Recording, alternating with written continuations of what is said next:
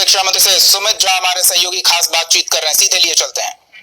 देखिए, ये जो हमारी शिक्षा व्यवस्था है, जो हमारा डिपार्टमेंट है, सरकार जो शिक्षा विभाग में 51,000 करोड़ रुपया लगभग देती है, दुख से कहता हूं कि ये हमारे जैसे मंत्री और फिर पदाधिकारियों और शिक्षक तक के पिकनिक का स्थल बन गया। इतना ज्यादा काम किया गया विभाग में। माननीय मुख्यमंत्री नीतीश बाबू ने पोशाक योजना लाया, छात्रों के लिए, छात्राओं के लिए साइकिल योजना, प्रोत्साहन राशि योजना। एक तरह से देश दुनिया की मॉडल है। पढ़ाई के प्रति आकर्षण पैदा करने के लिए इससे बड़ा कोई उपाय आज तक मेरी जानकारी में लोग नहीं किया था। हमारे बिहार में सिमुलतला मॉडल आया, आपको पता है कि बहुत अच्छा और ब्रेकिंग उसका परफॉर्मेंस आ रहा है।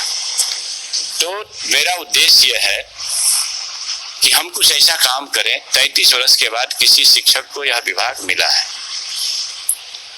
और अपने गुरुतर दायित्व को समझते, चिंता इस बात की है कि जिसके लिए विभाग 51,000 करोड़ लगाती है, उसमें बहुत ज्यादा कमजोरी है छात्रों का।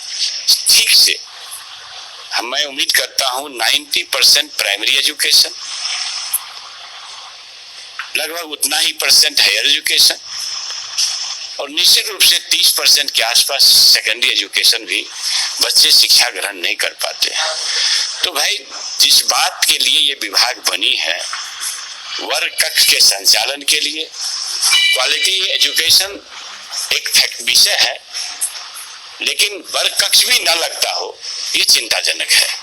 इसलिए मैंने अपने प्रथम प्रेस वार्ता में ये अपने शिक्षक बंधुओं से, माननीय कुलपतियों से, हमारे शिक्षक संगठनों से, कर्मचारी संगठनों से ये अपील किया, कम से कम आप वर्ग कक्ष लगा दें।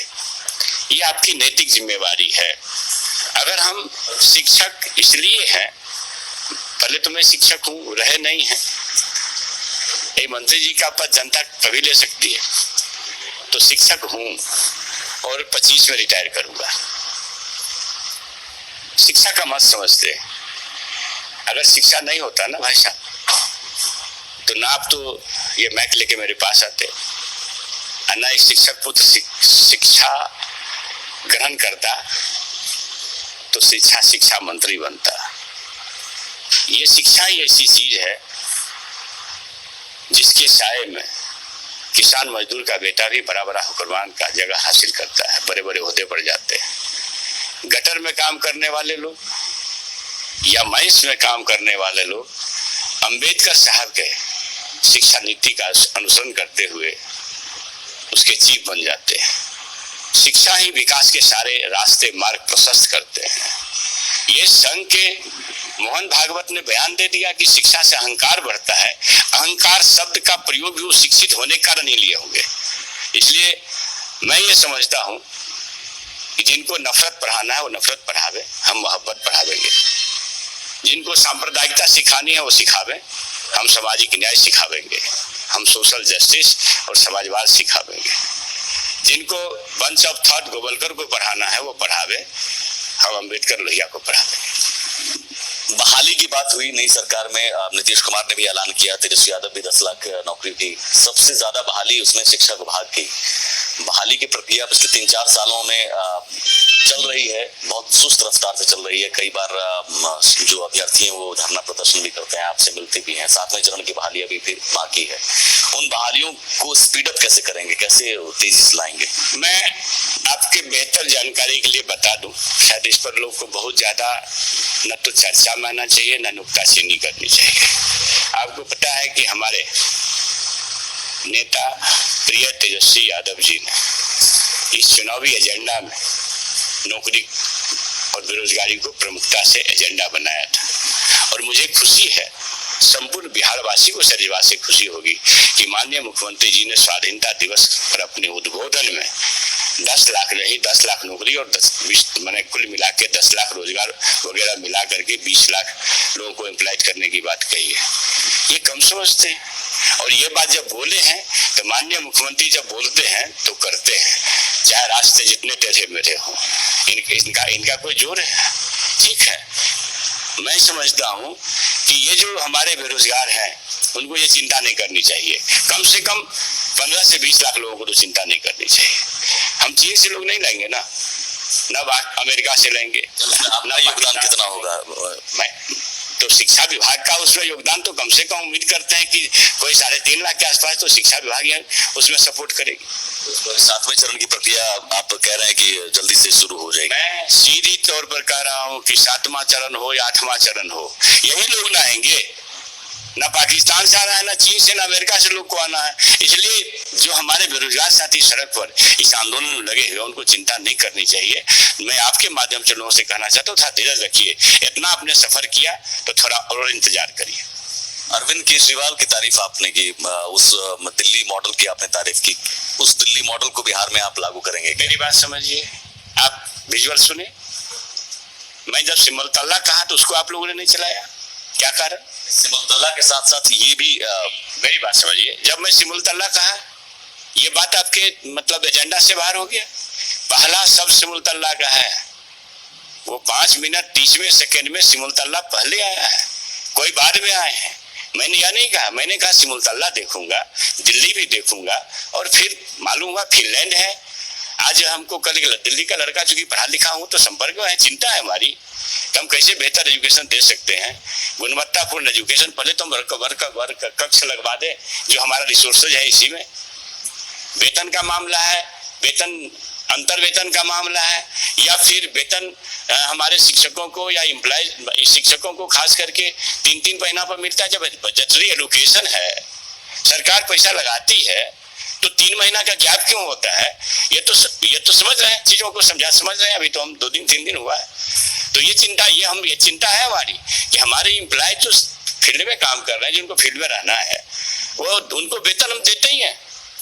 और साल भर का जो लगभग 11,000 करोड़ का बजट का एलोकेशन है, उसी के अंदर वेतन है। 80% वेतन पर खर्च हम करते हैं, फिर 3-3 महीना क्यों हो जाता है भाई? ये समझ में नहीं आई है, तो समझ गए, उसको दुरुस्त करेंगे और जरूरत पड़ेगी तो माननीय मुख्यमंत्री जी से बात करके इसको सॉर्ट आउट करेंगे। ये भी जरूरी चीज है, लेकिन मूल बात है कि हम गुणवत्तापूर्ण शिक्षा तक अपने आवाम को ले जाएं, जो भारत को फिर से भगवान बुद्ध के समय का जो विचार का जो सोने की चिड़िया विश्व गुरु का दर्जा है, वो बिना शिक्षा को दुरुस्त किए हुए नहीं ली जा सकती है। संघ प्रायोजित लोग शिक्षा को चौपट करना चाहते हैं, मनुस्मृति लाना चाहते हैं, इसके हम लोग कतई साथ नहीं। शिक्षा विभाग से इतर महागठबंधन की सरकार बनने के बाद आरोप बीजेपी की तरफ से लगाए जा रहे हैं, जंगल राज। आपके पुराने एक मामले 10 कारतूस मिलने को लेकर सवाल पूछे जा रहा है। 19 का केस है। अगर मैं आपराधिक वृत्ति करता और प्रशासन दिल्ली की ये समझती कि ये अपराधी हैं, तो हमको थाना से नहीं छोड़ा जाता। वो प्रशासन महसूस किया कि एक ऐसा प्रोफेसर जो विधायक भी है और लाइसेंस होल्डर है, और उस समय भी आप लोग इंटरव्यू किए होंगे, और ऑल बिहार का लाइसेंस है। अब गलती से दिल्ली चली गई 10 काठी लेके कौन सा अपराध करेगा लोग? सो बताइए, वो भी हवाई अड्डा पर ले जाकर। मैं ट्रेन से गया था भाई, और आ रहे थे प्लेन से, इमरजेंसी थी, मेरी माँ की तबीयत भी खराब थी, और उसमें मेरे चूक कारण तो नहीं, खैर चूक मेरा ही होगा, मेरे कोई स्टाफ के कारण रह गया। तो भाई इलाका है, हम जब लाइसेंस होल्डर हैं तो जब क्षेत्र में घूमते हैं तो अनुगप्ति युक्त चलते हैं, तो उसी में गलती हो गई तो चले, जो भी मुकदमा बना। अब देखिए 19 का मुकदमा है, 2020 में ये पेश हुआ है कोर्ट दिल्ली से। अब फिर 2000 इसकी जरूरत नहीं थी, क्योंकि जब पेश हो गया तो लोग ध्यान नहीं दिए, सोचिए पेश हो गया।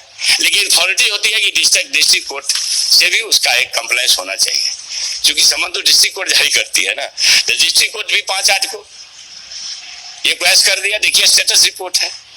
और जो लोग चाहे बड़े लोग हैं, उसने मेरी छवि धूमिल करने का काम किया है, छोड़ूंगा नहीं।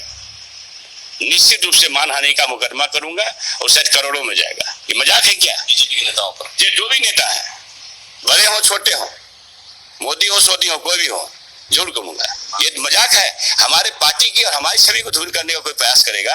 5-8 बैच को स्टेटस देखिए, मैं दिखा रहा हूँ साहब, ये मजाक बना दिया लोग। तरीपार को नहीं खोजेंगे, अमित शाह तरीपार है। 40-40 मुकदमा है नित्यानंद जी पर, 10 हत्या के मुकदमे चल रहे हैं, उसको कोई नहीं खोजेंगे। वो तो कह रहे हैं दागियों की भरमार है यहाँ पर अब सरकार। यार तो तरीपार नहीं ना है कोई हमारी पार्टी में। तरीपार से बराबर कोई दागी होता है, हमको सो बता दीजिए। 40 मुकदमे के कौन मुजरिम है हमारे? 4 भी मुकदमे के मुजरिम नहीं है। अद्भुत बात है। इन मसलों को क्यों उछाला जा रहा है? पुराने मसलों को जंगल राज बार बार कहा जा रहा है। इसलिए जो देश में नफरत फैलाने वाले लोग हैं वो चाहते हैं कि हम लोग भी किसी को दूसरे को नफरत फैलाने में वातावरण बनावे। ये ठीक बात नहीं है, मैं छोड़ूंगा नहीं। बहुत शुक्रिया।